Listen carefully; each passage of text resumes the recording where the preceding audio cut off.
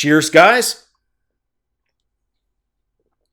Epix 911, welcome to the Game Friday, September 15th, 2017 edition of VR News. And guys, just on the Gaming Friday front, really quick, Game Friday can be anything. Doesn't have to be video games, VR, no, it can be card games, Magic, poker, regular run-of-the-mill style stuff, tabletop RPGs, war games, even board games. In fact, my family, we resurrected Catan, which we haven't played for a hell of a long time. Had a couple of games earlier today. Just an absolute freaking blast. So much fun. We are going to head out tomorrow to a board game store in the city, pick up a couple of new highly recommended ones, and, make that a regular thing again. With that said, though, guys, let's jump into VR news and start with a VR game. This game, Dirt Rally VR. Okay, definitely viewer B-Boy Mass UK, not a fan of this game. And hey, absolutely your prerogative, B-Boy. We've had that discussion before, so you might want to plug your ears, mate, for about a minute if you're watching. If you have recently got into VR racing, or maybe racing in general, and you're not sure what rally-style racing is, let me explain, and then we'll talk about the awesome deal on this game on right now. So rally-style racing typically employs two drivers. You've got the driver, then you've got the co-pilot who has the navigation responsibilities. And I'm not talking navigation like your buddy, giving you backseat driving instructions, turn left at the next intersection. No. Navigator for rally racing tells the driver what lies ahead in very specific terms, in terms of meters, where to turn, the severity of the turn, what obstacles to look out for, traction, all that kind of stuff. It's pretty damn fun to watch rally racing. So if you're just getting into racing, definitely want to check out. If you just purchased a HOTAS, and I know some of you have done exactly that and asked me what type of racing games to play, I've given you those recommendations. One of those was this game, and no better time to pick it up than right now. It's a Rift-only game. You can play it on the Vive, of course, with Revive, but on the Rift, it is 75% off right now. It's a $60 game on sale for $12.50 US. It's going to be that way until the 21st of September. So just under a week to get it at $12.50. In my opinion, a steal. Well, B-Boy might not agree, but pretty damn good price. Either way, I think he might even give to that for $12.50.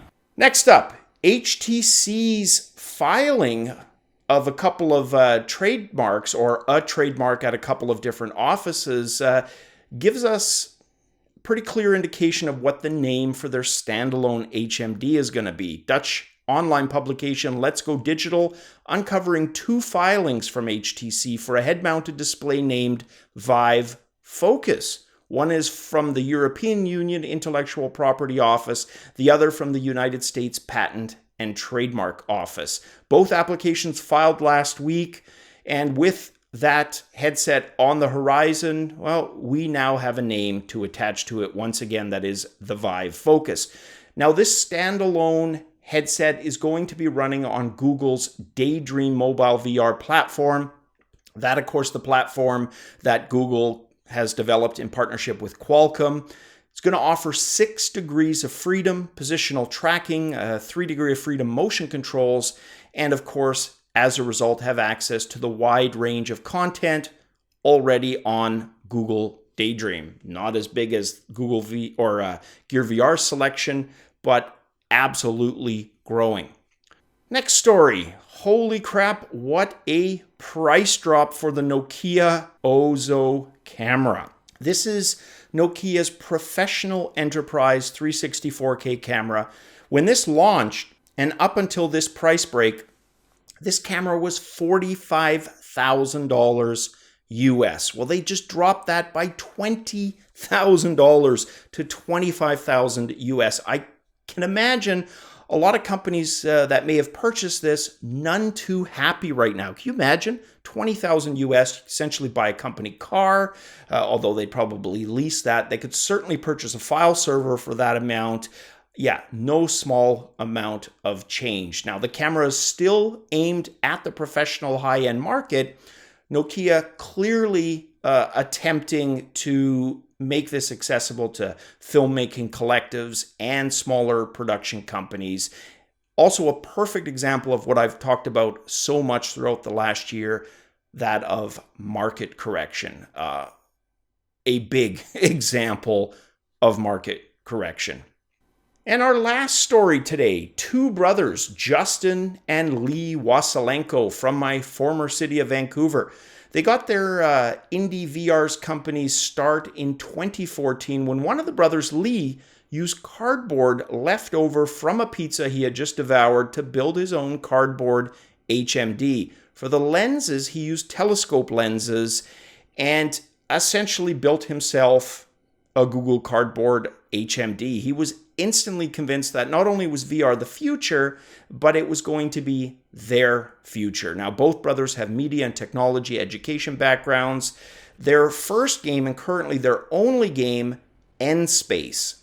It was pretty successful when it launched on the cardboard, but not at the price point and the type of unit sales to kind of really help the company push ahead. That changed when they released the game for the Gear VR. In fact, the game is still trickling in revenue for the brothers. They've named their studio Orange Bridge Studios. N-Space clearly, according to them, inspiration from the 90s game Star Wars TIE Fighter, which still one of my favorite space shooter game all these decades later. N-Space not as advanced as, say, a Eve Valkyrie, and different from Eve Gunjack, which, you know, it might be on that level in terms of complexity of the game, but again, think more Star Wars TIE Fighter, fast, frantic shooter action.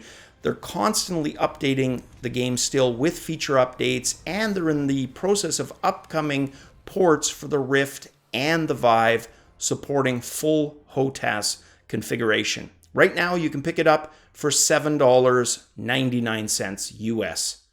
I love hearing stories like this because it reminds me of game companies from the 1980s.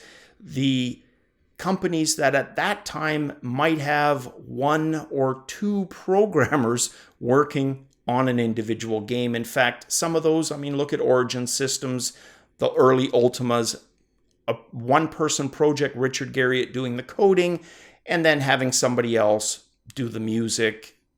Very similar to what indie companies are nowadays for VR. So very cool. Guys, that is it for the Friday edition of VR News. Get your gaming on tonight, no matter what you do. Chillax a little bit and embrace the weekend, for 'tis upon us. Guys, as always, cheers.